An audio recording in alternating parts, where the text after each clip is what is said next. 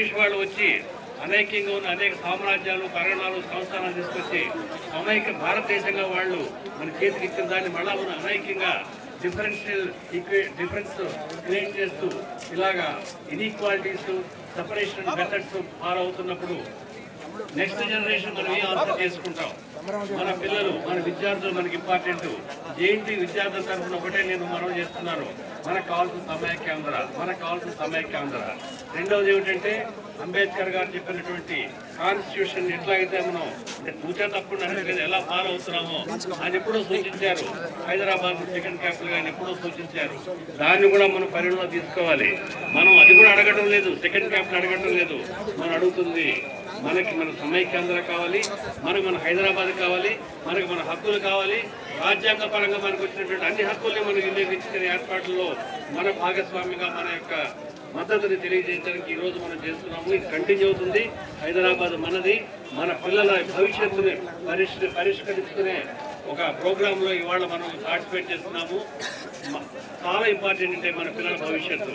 ఇంతవరకు ఎప్పుడైనా సరే ఐటీ ఫీల్డ్ కానీ ఫార్మా ఫీల్డ్ కానీ ఎక్కడికి వెళ్ళినా సరే ముందుగా మనం వెళ్ళేది అటుపక్క అమెరికా ఆస్ట్రేలియా కాకుండా హైదరాబాద్ ముందు వెళ్తాం. ఎక్కడైనా సరే రీసెర్చ్ ఇండస్ట్రీస్ కానీ అన్నీ కూడా అక్కడే ఉన్నాయి మనకి.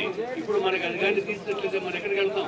ఐటీ ఫీల్డ్ లేదు, ఫార్మా ఫీల్డ్ లేదు, ఏ ఫీల్డ్ లేదు, కంప్యూటర్ ఫీల్డ్ లేదు, ఏ ఫీల్డ్ లేకుండా ఐఐటీస్ అక్కడే ఉన్నాయి, బిట్స్ అక్కడే ఉంది, ఎన్ఐటీస్ అక్కడే ఉన్నాయి.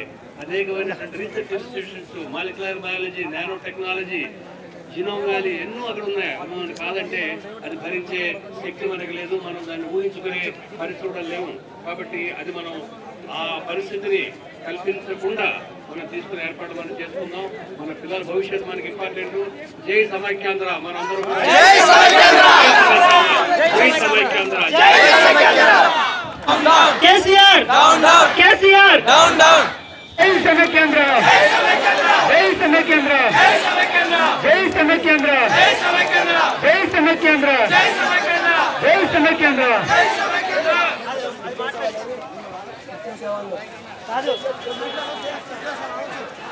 ఇప్పుడు మన పిల్లలు దయచేసి మొత్తం అందరూ జేఎన్టీ స్టూడెంట్స్ అందరూ దయచేసి కూర్చోవాలి.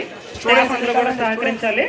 మన జేఎన్టీ విద్యార్థులు చిన్నపాటి స్కిట్ వేస్తున్నారు. ఇప్పుడు రాష్ట్ర విభజనను వ్యతిరేకిస్తూ జేఎన్టీ విద్యార్థులు స్కిట్ వేస్తున్నారు. దయచేసి అందరూ సహకరించాలి.